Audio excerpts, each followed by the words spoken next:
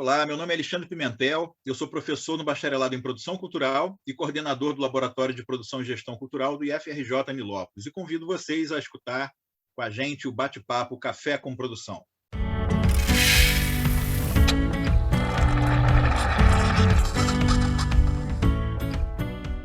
No episódio de hoje, vamos conversar sobre a gestão de espaços culturais, locais que são fundamentais para a realização de toda a cadeia produtiva da cultura, desde a formação, criação, produção, exposição, consumo da arte em geral. Vou passar a palavra aqui, então, para o nosso querido parceiro aqui, o Felipe Maia. Oi, gente, sou o Felipe Maia, tenho 27 anos, sou aluno do curso de Produção Cultural, estou aqui para participar e tirar algumas dúvidas que tenho sobre esse assunto tão importante para a nossa profissão, com a nossa convidada especial de hoje, Rebeca Brandão.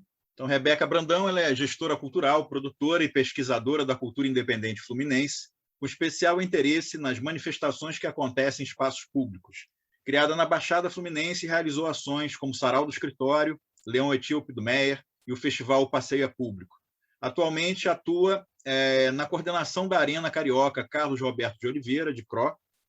Rebeca, fala um pouco para a gente sobre a tua trajetória e sobre o seu trabalho desenvolvido ali na Arena de CRO. E, antes de mais nada, muito obrigado por você ter aceito o nosso convite. Bom, queria começar agradecendo, na verdade, ao professor Alexandre, a IFE, né, que é minha conterrânea aí de Nilópolis, porque eu tenho o maior carinho.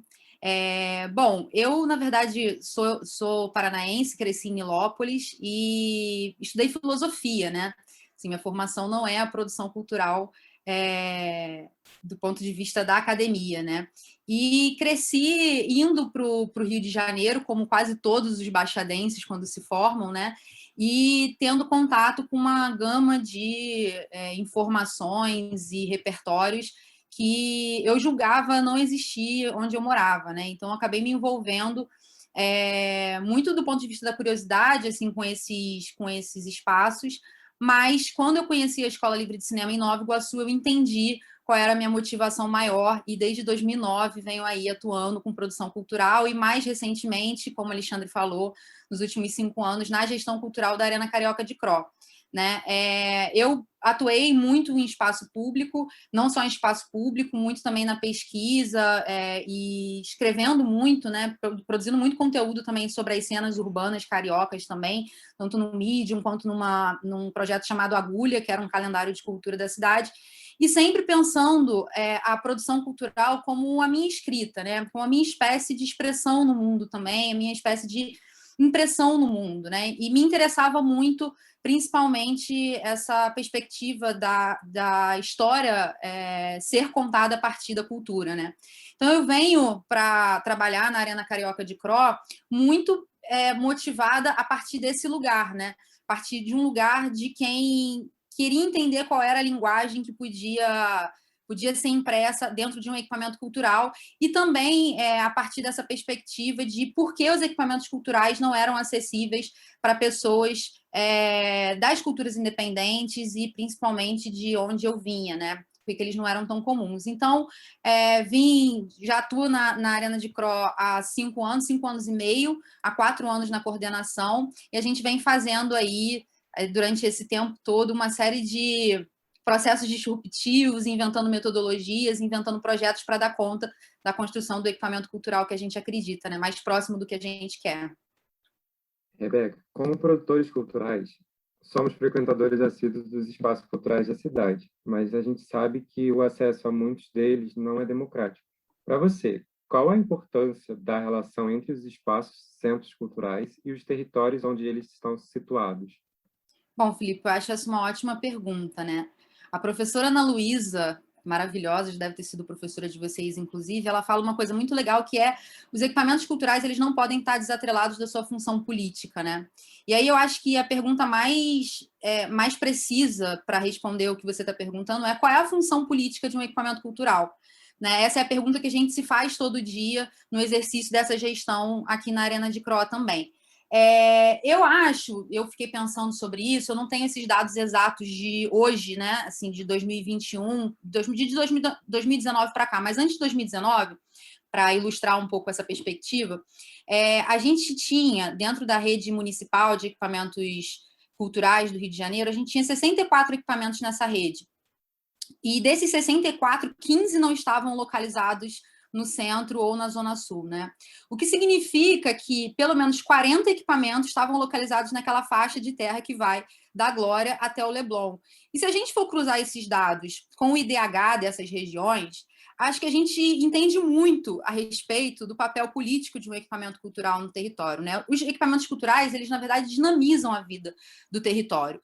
E esses outros 15 equipamentos aí que eu falei para vocês, que estão localizados na Zona Oeste e na Zona Norte, desses 15, 14 são lonas ou arenas, né? Fazem parte dessa rede de equipamentos culturais que surgiram a partir da demanda pública, né? A partir da articulação popular e da demanda pública. Então, por aí, eu já diria que um fator fundamental da existência de equipamentos culturais para os territórios é a dimensão da formação cidadã, né?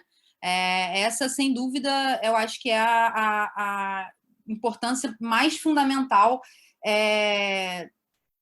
do que a gente faz, né? E um segundo ponto, eu diria que é a capacidade de criação que esses espaços têm, né? E por isso que eu tenho chamado aqui de equipamento cultural, não só de um espaço. A gente entende que esse espaço vai muito além de um teatro, de uma casa de show ou de uma sala de aula como um espaço formativo, né?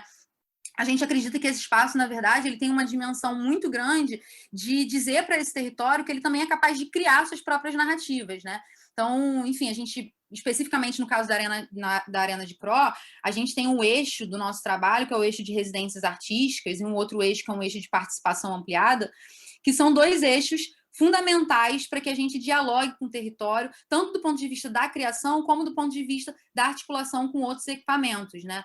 E isso, na verdade, faz com que essa rede territorial se fortaleça, né? E consiga devolver, não só para o território, mas como para os moradores deles, uma qualidade de vida melhor, enfim, eu acho que por aí vai, né?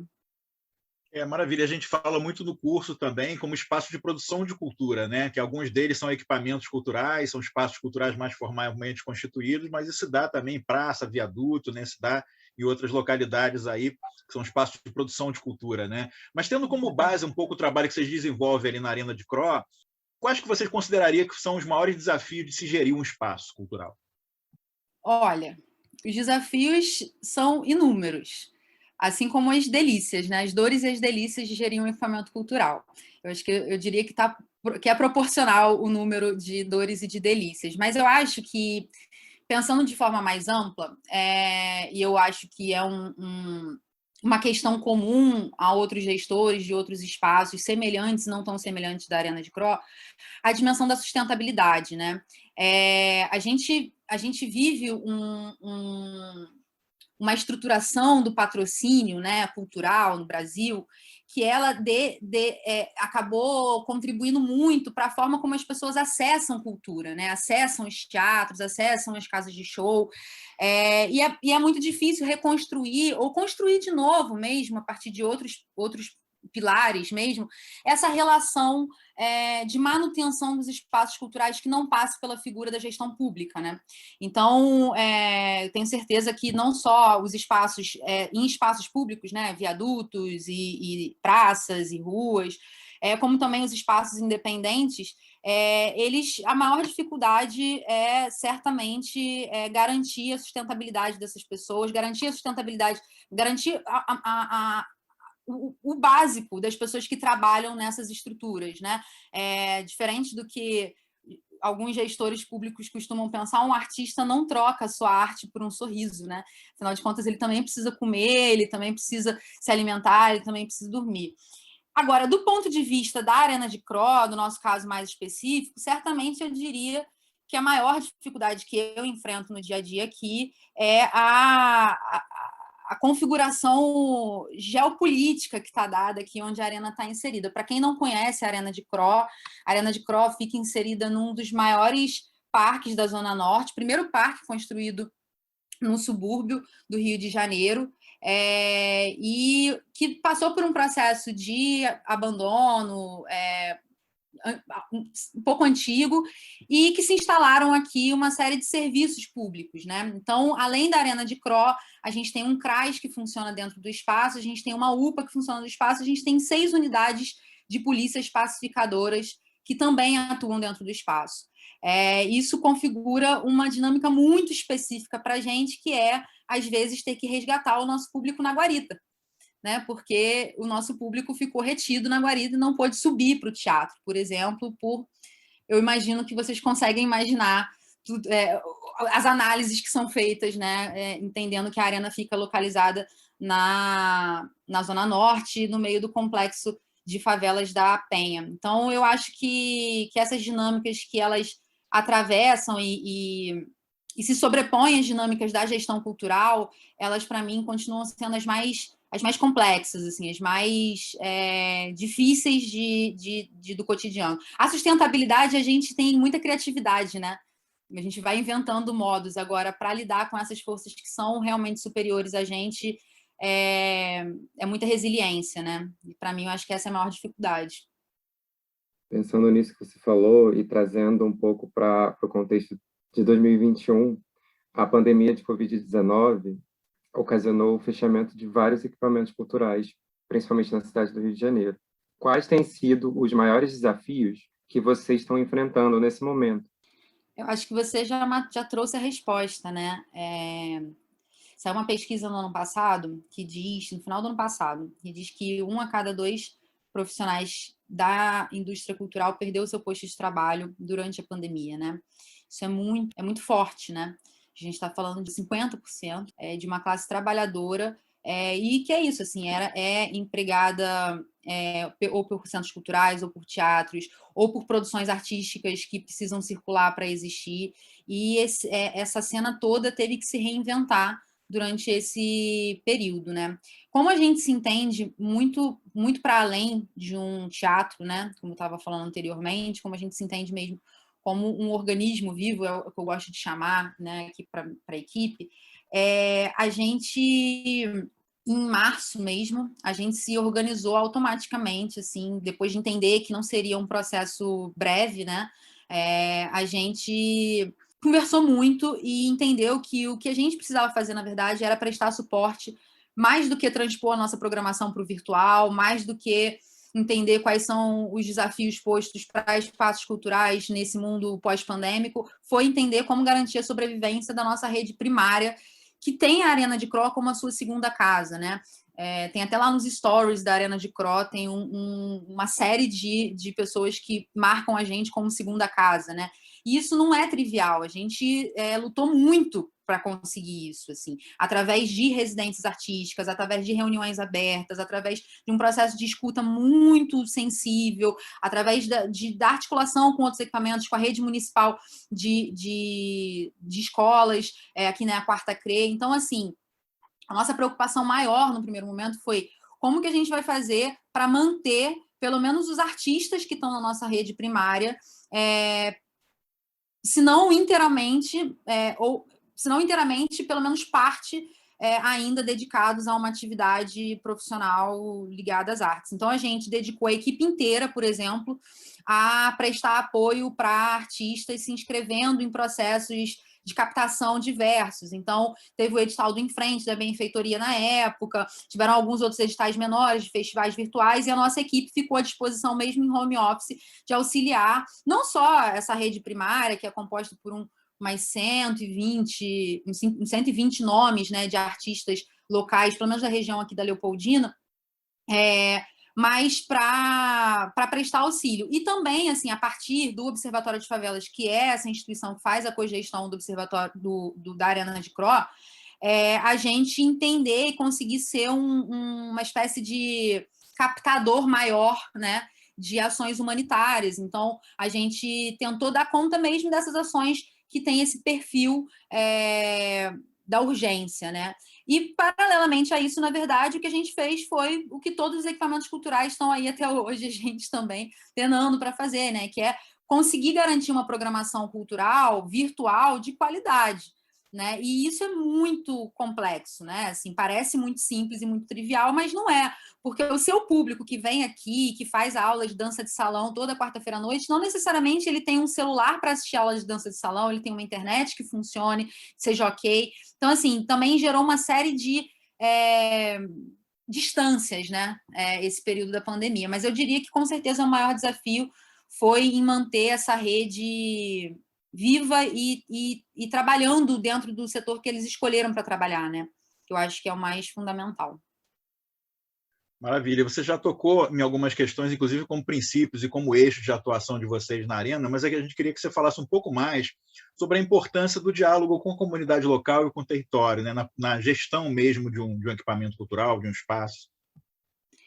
Como eu estava falando, esse ensinamento da professora Ana Luísa, eu tenho carregado para a vida, né? Assim, um equipamento cultural ele não pode estar desatrelado da sua função política. E no nosso caso, a gente acredita que a nossa função política e eu falo isso aqui, todo mundo aqui sabe disso, que a nossa função, na verdade, é o atendimento ao público e a zeladoria desse espaço, né? E isso vai muito além de cuidar e deixar o banheiro limpo e de conseguir receber bem as pessoas que chegam até aqui. Isso é fazer esse equipamento funcionar dentro da malha de serviços de um território. Né? Isso é fazer o equipamento funcionar em parceria com o CRAS. A gente teve semana passada, isso não tem muito tempo, semana passada tinha uma pessoa que ela estava em surto aqui no parque, e se a gente não tivesse muito sensível a isso, né, por estar muito próximo da polícia, por exemplo, isso poderia não ter sido uma responsabilidade nossa, mas a gente entendeu isso, e como a gente estava muito em parceria com o CRAS, por exemplo, a gente já sabia como orientar esse público nosso que estava vivendo um momento muito específico, né? E isso, assim, é com tudo. A gente tem parcerias com a Clínica da Família, com o CRAS, a gente tem uma parceria muito legal, que é um programa contínuo desenvolvido em parceria com as escolas da Quarta CRE, que eu estava falando um pouquinho antes, que chama de CROI as Escolas. E eu acho que sobre esse especificamente vale falar um pouquinho, porque que a gente tem tentado construir em parceria com a Quarta CRE é um conteúdo de apoio pedagógico à escola. Então, o que a gente faz, na verdade, é escutar no começo do ano, quais vão ser os conteúdos que vão ser trabalhados junto com os alunos naquele ano, entender como que a gente pode oferecer uma peça temática, uma atividade formativa para os professores. E isso vem muito conectado ao que eu estava falando, assim, transformar esse espaço num espaço realmente integrado à malha de serviços, de oportunidades, de eventos de um território, porque só assim, senão a gente fica isolado, né? E aí eu acho que, enfim, só para ilustrar, caberia destacar aqui que a gente sistematizou esses eixos de trabalho, como o Alexandre falou, né? Já tem cerca de 3 ou 4 anos que a gente trabalhou nessa sistematização, e que para a gente foi muito importante porque a gente conseguiu entender onde é que a gente trabalhava em parceria com o público externo e onde é que a gente trabalhava em parceria com os artistas e quando é que a gente transbordava, né, e ia para os outros espaços, né? Isso tudo na tentativa de criar essa coesão territorial, né? Então, esses 3 eixos que eu estou falando para vocês são os eixos das residências artísticas, onde hoje a gente tem 3 projetos muito consolidados de residências artísticas na Arena de Cro, que é o Cenas Ensaios Abertos, o Lab de Cro e as Vivências. A gente tem um eixo de participação ampliada, onde a gente divide a curadoria de 2 projetos com o público, e aí a metodologia é muito simples, a gente lança uma reunião aberta e fala o tema, e quem quiser chegar constrói junto com a gente, né? Eu acho que isso vai de encontro à pergunta que o Felipe fez lá no começo, né? Da dificuldade de acesso ao equipamento. E tem esse eixo de transbordamento, né? Que é o eixo que a gente entende que a gente sai da Arena de Cro para atuar em parceria ou para demonstrar nossa presença em outros espaços, né? Isso, por exemplo, na Feira Literária da Penha, que teve aqui num CIEP parceiro nosso, no aniversário da Leopoldina, toda a última semana de outubro. Então, são momentos. Na Igreja da Penha, a gente faz um chorinho lá também, né? Fazia quando a gente ainda estava em condições de sair e se aglomerar. Então, assim, acho que a importância fundamental de integração com outros equipamentos está nesse lugar. Está no lugar de ser útil e de devolver para o território a função política, né, desse equipamento.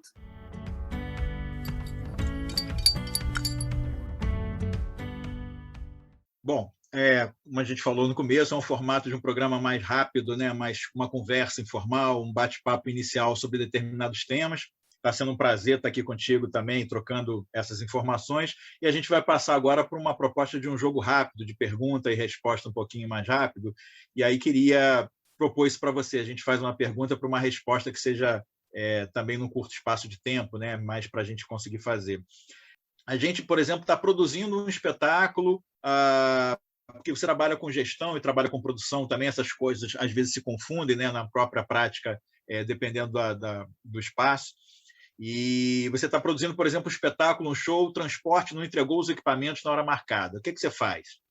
Olha, eu daria duas. O que eu faria, e dando já duas dicas que eu acho que são fundamentais. Uma sempre marque o transporte para entregar, é a primeira função do seu checklist, né?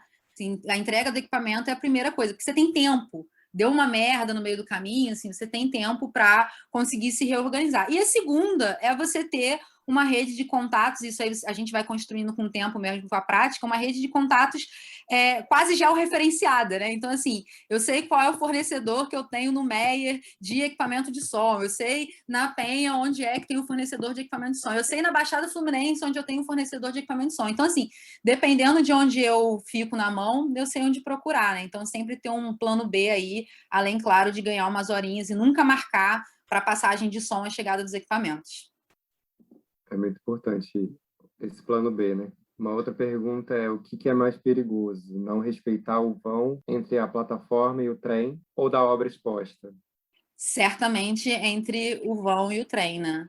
Eu sou de uma nova escola, assim, eu já estou numa dinâmica mais da arte participativa e eu entendo, né, claro, e a gente tem algumas exposições que a gente pede à distância também, mas eu sou muito mais daquilo que acessa a gente, que a gente acessa também. Então, eu diria que muito mais perigoso, com certeza, é perder a vida ali entre o vão e a plataforma. Uma outra pergunta nesse estilo também, né? Quando tem determinado, por exemplo, conflito dentro do espaço, no meio de uma apresentação, tem uma situação, por exemplo, como é que vocês lidam com isso? Depende do conflito, né? Assim, a gente sempre, como diria o funk, um papo é um papo, né? E a gente sempre tá. Eu acho que o mais importante, talvez, nessa pergunta seja assim: faz sentido para a equipe o trabalho que você está desenvolvendo? Porque se fizer, aí você não precisa nem se deslocar. A sua equipe chega antes e vai saber como contornar. Na Arena de Cro, por exemplo, a gente tem uma regra aqui que a gente não tolera nenhum tipo de violência. E aí é violência contra a mulher, é violência de gênero, é violência, enfim, de todos os tipos de violência. E todas as pessoas, do vigia, aos serviços gerais, ao segurança, ao produtor, ao técnico de som, todo mundo sabe o que fazer nesses casos, né? É chegar, é conversar, é sensibilizar. Agora, tem situações conflituosas que a gente efetivamente não tem como resolver numa conversa. E para isso é sempre importante que, na medida do possível, a gente esteja seguro, né, enquanto equipe. Isso talvez ter uma pessoa que esteja ali tomando conta dos equipamentos, né, um segurança contratado para isso, um vigia, à medida em que o orçamento couber. Mas certamente o diálogo é sempre o melhor caminho. Essa é a minha política. Poucas vezes eu tive que usar de um outro recurso. Uma última pergunta. Como produtora de um espaço cultural como a Arena de Cro, vocês têm esse atendimento mais próximo com o público. Tem algumas figuras que já são figurinhas marcadas no espaço, que já são assim, você já sabe, a Dona Aparecida vem hoje, com certeza. Inclusive, eu estou morrendo de saudade da Dona Ana, né? Que era a nossa frequentadora assídua da dança de salão. Um beijo, Dona Ana, se você for ouvir esse podcast. Tem, claro que tem. E isso é a parte mais legal. Eu estava pensando esses dias, né? A gente tem um slogan aqui que é a Arena Carioca de Cro é a segunda casa de todo mundo, né? Porque é isso, assim, todo mundo tem a Arena, pelo menos assim, quem frequenta aqui assiduamente, tem a Arena de Cro mesmo como o seu segundo espaço afetivo, onde vem aqui para trocar uma ideia, onde vem aqui para, enfim, conversar. Então a gente tem a Dona Ana, a gente tem a Karina, a gente tem, enfim, os vizinhos da Arena. Eu poderia citar aqui, passar a tarde citando para você pessoas de quem eu estou com muita saudade, inclusive, de ver aqui no espaço.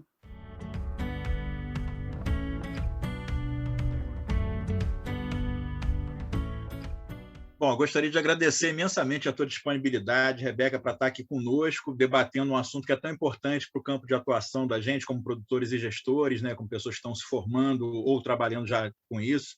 É uma conversa que para a gente, com certeza, é incrível e tenho certeza que vai somar sempre para quem está escutando a gente também o programa aqui. E queria, antes de passar para as tuas considerações finais também, que você comentasse um pouquinho o que você daria de papo, assim, de conselho para estudantes, por exemplo, de produção cultural, a partir da tua trajetória, a partir da tua experiência, e aí você já faz aí o segmento com a tua despedida. Obrigado. Para essa pergunta eu não estava preparada, mas eu vou lá no improviso. Eu acho que o maior conselho que eu daria era... Difícil essa, são muitos conselhos. Mas eu acho que o maior conselho que eu daria para quem está saindo da faculdade, ou está na faculdade, ou, enfim, acabou de sair da faculdade, não tenha medo da sua capacidade criativa. Não tenha medo da sua capacidade criativa. Eu, na verdade, assim, trilhei um caminho dentro da cultura porque eu tinha uma ideia muito fixa a respeito da produção cultural, né? Que é a minha linguagem no mundo, né? Eu sempre achei não, em algum momento eu passei a elaborar dessa forma e tenho afirmado isso desde então, que a produção ela é uma linguagem artística em si, né? Então, assim, os eventos que você vai desenvolver, os projetos que você vai estar envolvido, os filmes que você vai realizar, tudo isso tem a sua mão no meio. E é isso que vai dizer para quem, enfim, observa o seu trabalho, para quem acompanha o seu trabalho, o profissional que você é. Especialmente para quem tem interesse em gestão cultural, não pare de inventar nunca. Assim. Eu acho que essa pode ser uma coisa, talvez um conselho que pareça menor dentro das hierarquias dos conselhos que deveriam ser dados para gestores culturais, como organização, como façam muitos cursos, como se especializem, como leiam muitos artigos, e vocês efetivamente têm que fazer isso tudo, mas isso não vai funcionar se você perder o brilho no olho.